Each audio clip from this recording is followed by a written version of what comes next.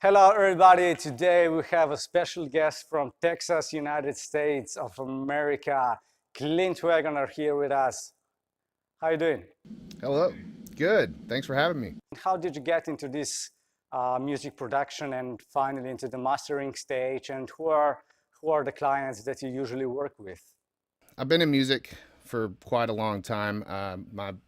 My household wasn't really musical, but my grandmother was real musical, and I was close to her, and so she kind of planted the seed. And then when I got to be in high school, I ended up playing with a few friends, and we totally sucked, and that moved on to playing in more bands. And in 2005, we recorded a record.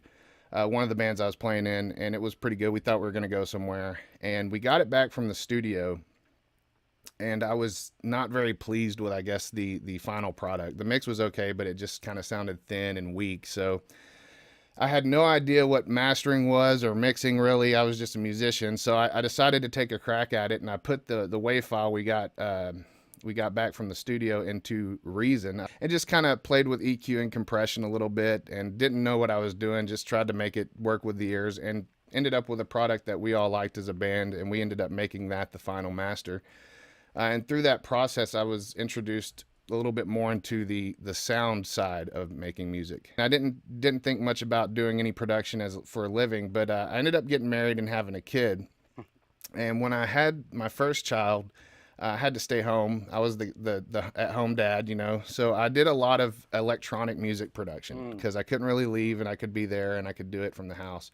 And I ended up having some really cool tracks that ended up getting released on Dirt Lies and Audio out of the UK.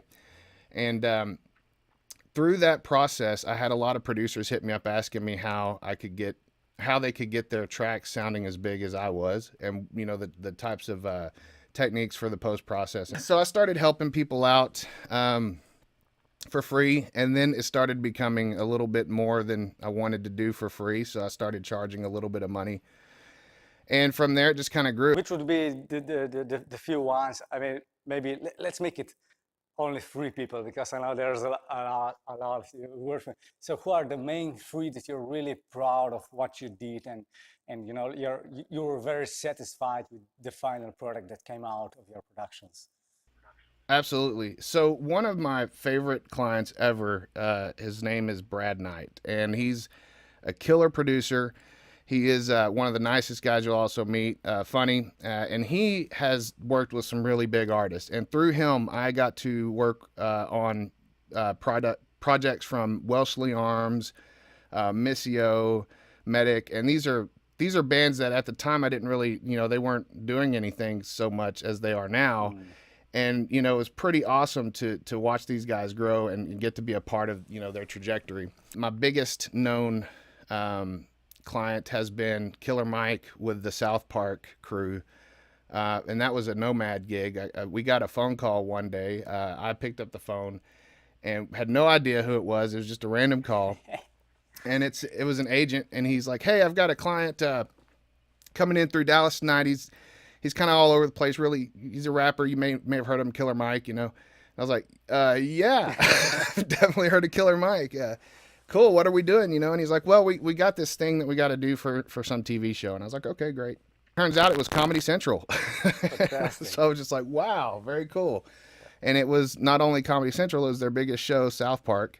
Wanted to have Killer Mike come on and do a song for one of their episodes. And the song was called Heroin and Hummels. I think that's the name of the episode, too. It's hilarious. What is your mindset?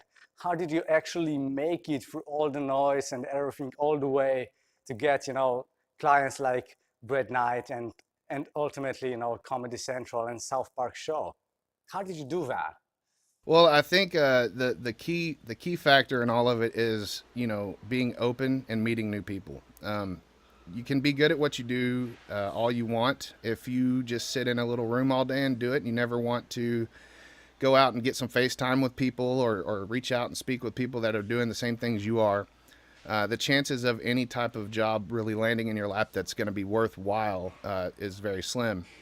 For me, my opportunities have always come usually after reaching directly out to people that are doing what I'm doing, and usually better than me at it.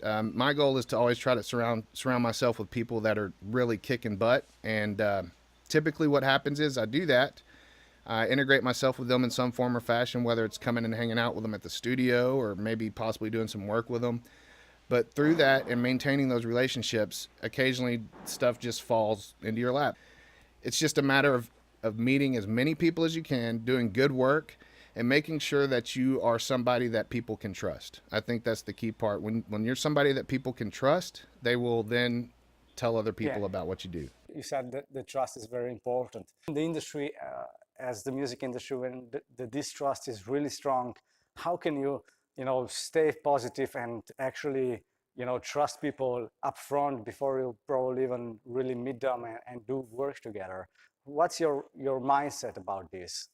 Build bonds with the people you're working with. Don't just see them as, a money source or an income source. If you're working on a big project with somebody, know your role and know the time when you should be putting information out and when you should be taking information in is a big one. Yeah. That's a huge one. But the main thing is to cultivate your relationships, especially with people that can take you to other levels.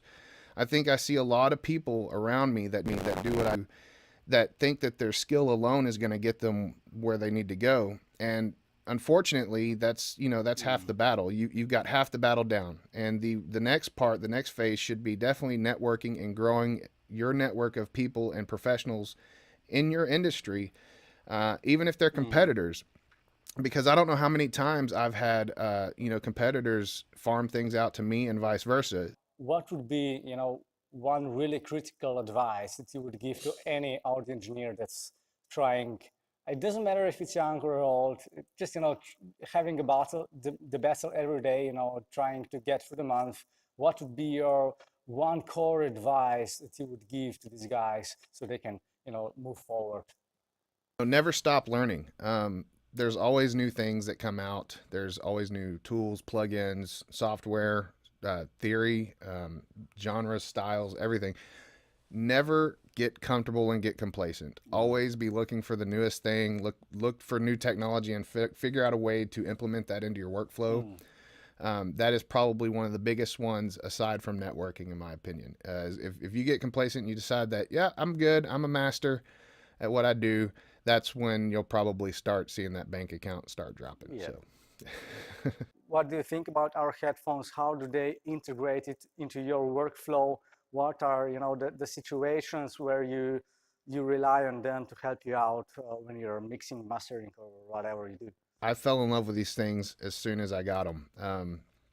When I opened the box, I was just like, oh, these are beautiful. The wood grain, I don't know what the exact words are, but open back, super comfortable. The leather strap, it's so comfortable. And when you take them out, you're just looking, it's like, these things are amazing, handcrafted, and they're just beautiful.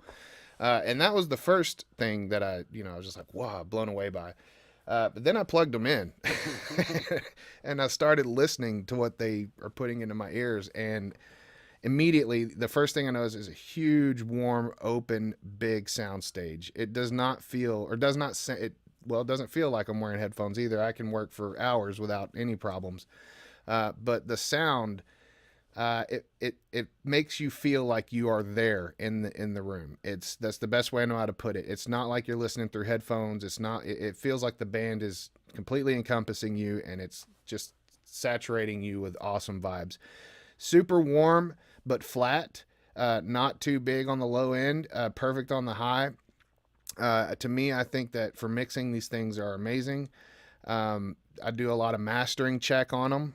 So when I'm mastering, I do them on the big speakers. But then before I even think about taking it to the car and listening, put on the cans, and they're just amazing. I think these are the best headphones I've ever used. And the fact that you're making these by hand and getting them out across the world is amazing, dude. So very much kudos to you for that and your team. I think y'all are doing a great job. It's amazing, amazing product. Thank you.